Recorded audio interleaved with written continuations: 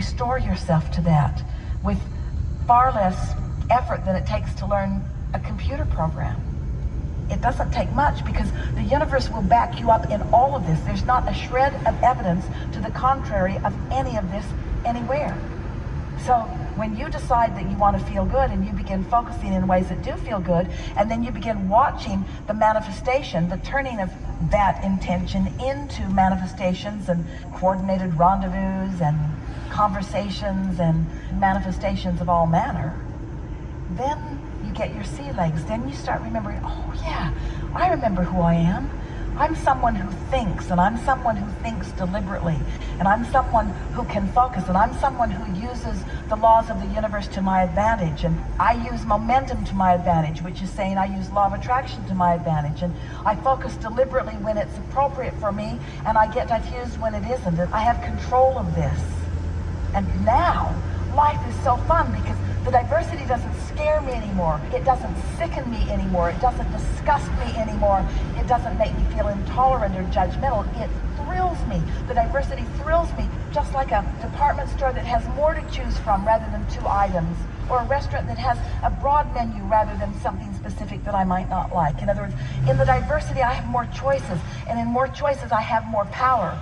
But in more choices I must exercise more control of my focus.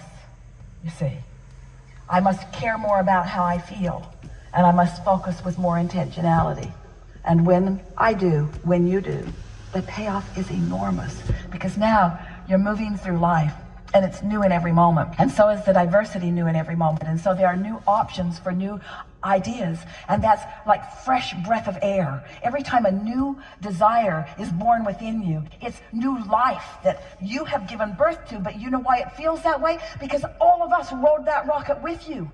When you discover something new from the diversity that you are living out here on the leading edge, and you're doing it all day, every day, we are thrilled with the newness of it, and we give our undivided attention to it. That's why you can't back off of it.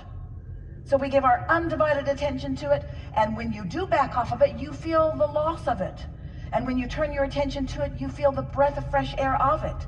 And when you believe it, you are thrilled by the momentum of it. And when you doubt it, you are hurt by the clamoring of the resistance that happened when you stuck your stick in the spoke that was moving so fast.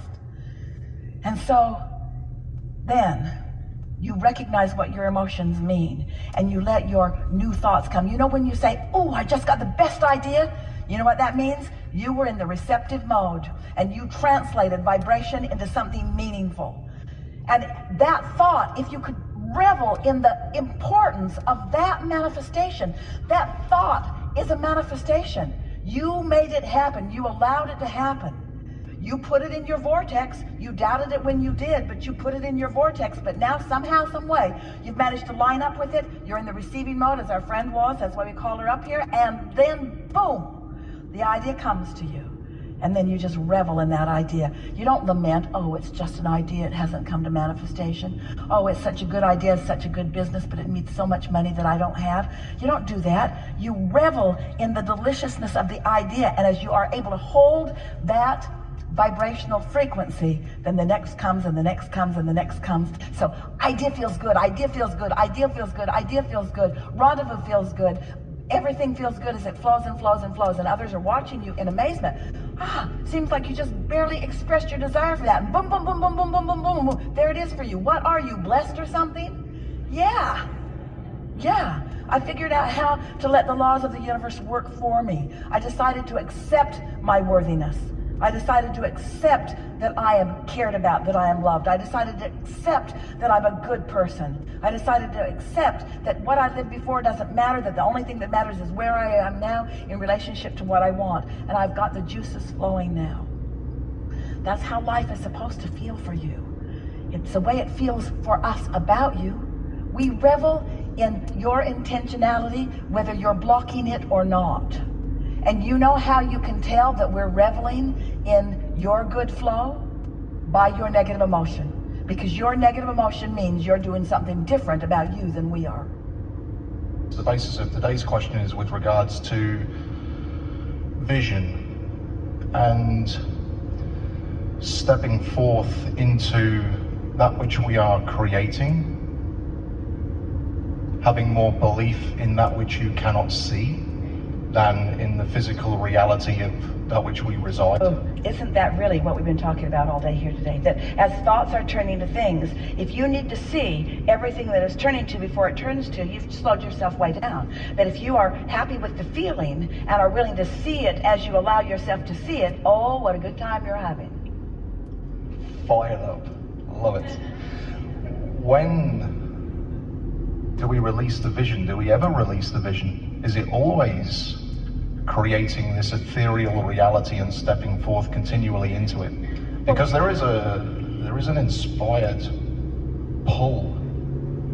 And I'm asking the question because you're never going to let go of the understanding of more.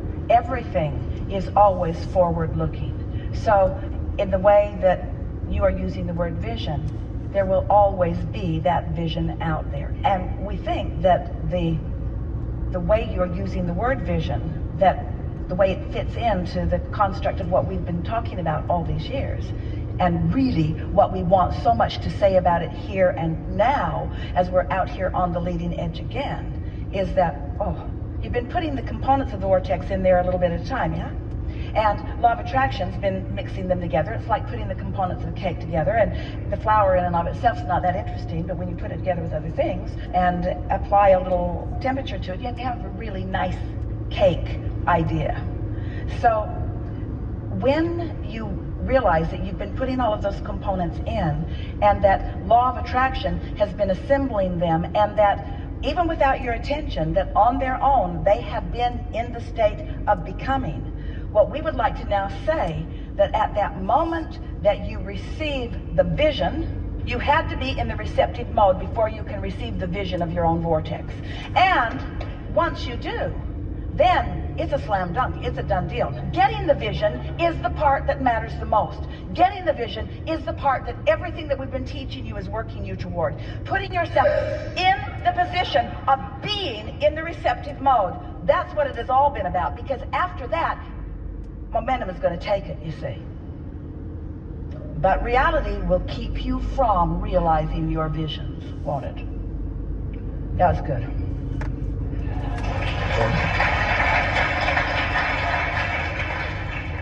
We really like the word you chose, the word vision. It put this receptive mode and this realizing of desire into the perfect context in what we've been wanting to say about it. Because when a desire happens, it has to formulate in your mind. You have to be able to focus it into something. And once it's focused into a vision, oh, the heavens open and everyone rejoices and everything lines up for the absolute complete fruition of your vision. As far as you can see it right now, right, your vision is going to keep coming and coming and coming and becoming more and more and more. If we never say anything ever again, that will be enough. So a couple of things, because over the past week I've been conjuring with this idea about when in putting forth that vision and stepping forward in faith and not backwards in fear in terms of the becoming of it. Don't get too rambunctiously rowdy about making it happen. Revel in the fact that you did your work. You lived the life, you put it in, it mixed it up, and it became a vision, and now it is going to become, and see yourself as nothing more than a witness of your vision becoming reality. So a witness of it, a follower of the impulse, a sniffer out of the impulse, a living happily ever after of the impulse. Not a doer, not a making it happen, not an accomplishing of it, not a closer of the gap of it, just a witness of the inevitability of your vision now becoming a reality. Because all the work has been done. You stepped 1'd it, we stepped 2'd it, you stepped 3'd it, it's done. We talk about the power of decision. Where does decision fit into this whole context? Because well, think about the feeling that is present within you when you focus on a word like decision. the decision already feels like a confirmation. Well, a decision is not split energy. Right. When you've decided something, it's not split energy, and so when that vision occurs to you, that is a decision that the entire universe is in on. So You just have to not decide against it. Have you ever really believed something for a little while and then you start to doubt? And so really the work is to keep that vision alive, to keep yourself in the decision of leaning toward your optimism about it. So this took me down a route of holding on to the vision. But that's efforting. That's why we put the softer words on it. Now I've sifted, I've sorted, I've asked, it's stirred, it's cooked, it's launched, and I realized it. And now I am nothing more than, those were the words that we offered. Now I have nothing more to do than to be a joyful witness to the inevitable laws of the universe turning my vision into a reality. And all the stuff you do to mess it up comes in just what you're getting at right now. I got the vision, now what do I do? And we say, leave it alone. Right. Leave it alone. And that's the conclusion, that in the internal dialogue, when do you release it, let go of it, and allow it to be? Yeah, and that takes a little bit of practice, doesn't it? Because you're used to wrestling things to the ground and killing them. Oh, come on. I've been around the block. Well, we're not talking just about you, we're talking about all of you. In other words, I appreciate that, thank you. there's that feeling of making it happen. There's a sort of a feeling of accomplishment in making things happen. Esther likes nothing more than to make a big old hairy list of things to do and cross them off and then parading the list around. Look what I did today. Ooh, I got that done and that done and that done. Well, to the extent that it's fun to do that, then that's an advantage. But we really want you to feel the ease and flow of all of this. The natural ease and flow of all of this. Just follow your impulses. That's really what we're saying. Follow your impulses. Get tuned in, and then whatever action occurs to you, follow the impulse. Got it. That's why I'm here this weekend. I followed my impulse. Yeah. Thank you. Really good.